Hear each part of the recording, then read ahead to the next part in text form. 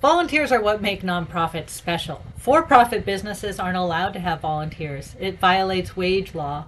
And so this is one of those superpowers that nonprofits have. It's one of those key ways that we build community around what we do. There's a backdrop that we are standing in front of. That volunteerism is down.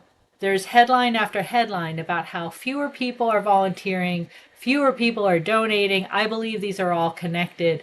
That the pressures of the world have caused people to have less time, maybe a little bit less generosity, although I don't think so. I think it's the pressures of the economy that keep people from being able to give. Not that people aren't giving, but that it's limiting and therefore causing a downturn in volunteerism.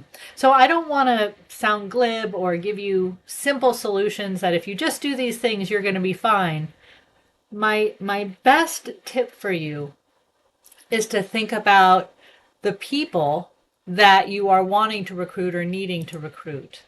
So if you think about people across their age span, across the life stages in which we live, you can imagine there's not a one size fits all recruitment strategy or motivation system, right? What young people need or want is very different from what people towards the end of their life may want. And so as I prepared for this, I wanted to share some of the thinking that I have. That if we think about, youth, young people, up until maybe college or early work time, we can think about recruiting within schools, clubs, youth programs, recruiting where young people are. We can also think about what would then motivate them.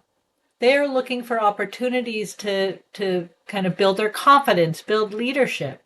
They're looking for either credit or at least a good reference to get into school or a vocational program or something like that.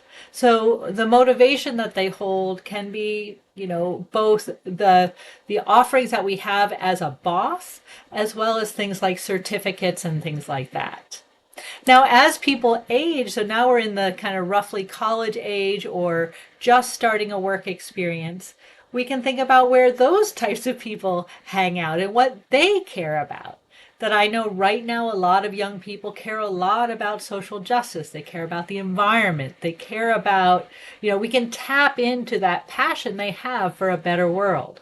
We can frame our opportunities in that way because that's exactly the work we're doing. We think about those motivations, and in many ways they're the same as what I just said. They're looking for professional kind of growth. They're looking for education. They're looking for something that fits in their busy lives. So then we keep going and we think about people, this is a big span, 23 to 50, but this is kind of those work years. This is when people are starting to work, they're fully engaged in their career eventually. They might be parenting, they're certainly multitasking. And so how do we think about ways to support these types of people in our organizations? So in the old days, these are the people that we would reach through United Ways or through company volunteer partnerships. For example, the bank might come with a team of volunteers. That is exactly this type of age group. Okay? So these folks are less interested in the career step up, and they're more interested in social connection. They're more interested in things that are kind of fluid in terms of time. Maybe projects that can involve their kids if they've got little ones or even big ones to think about. So let's keep going. Now we have the empty nesters. This is the peak of a career if they have a career, or certainly a time where they're probably not spending time with children. They may have elderly parents, but maybe not.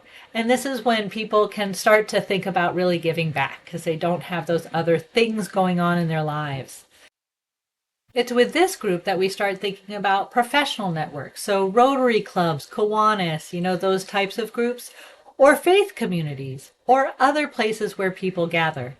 So this is a place where the motivation is less about the certificate or the professional gain. It's more about giving back. It's more about creating mentorships for others or some sort of a connection or recognition of legacy.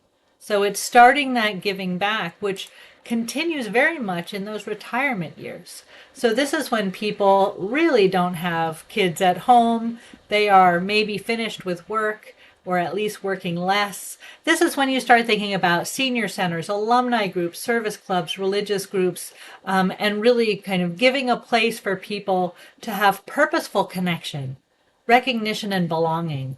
This is the time when we really need to pay attention to physical accessibility, right? They may not be able to lug big boxes at a food bank, but they possibly could, write thank you notes or some make phone calls or do things like that that we also need. So really being mindful of who are we trying to recruit? How can we both recruit to their interests and motivate by what they care about and not have this one size fits all volunteer program.